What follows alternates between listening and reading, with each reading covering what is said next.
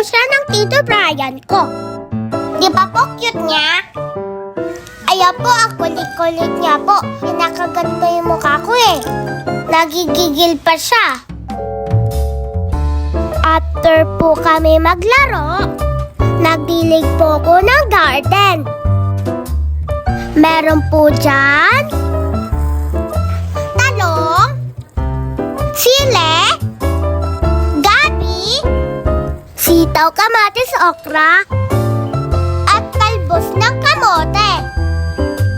Alam nyo ba mga beshi, maganda po magtanim ng gulay. Para po, pag nagbunga na po, mag-harvest na lang po kayo. Hindi nyo na kailangan bumili sa palengke o tindahan. Ayun guys, pagkatapos ko po magdilig, nakaramdam po ako ng gutom. Siyempre po, bago po kumain, kailangan po muna mag-pray. Sabi ko po kay Mami, timpla po ako ng Milo at lutuan ako ng corned beef.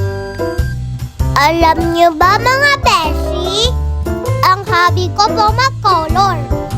At favorite ko po si Kuromi. TikTok with me! Ay malinaw, atas ang inilagot. Lahat sila wala ng suwag. Bibili ka tayo sa para, kasi kulang kanina. Yung malitlog, pabilikot mo, unang bigalina. Pambihira, isa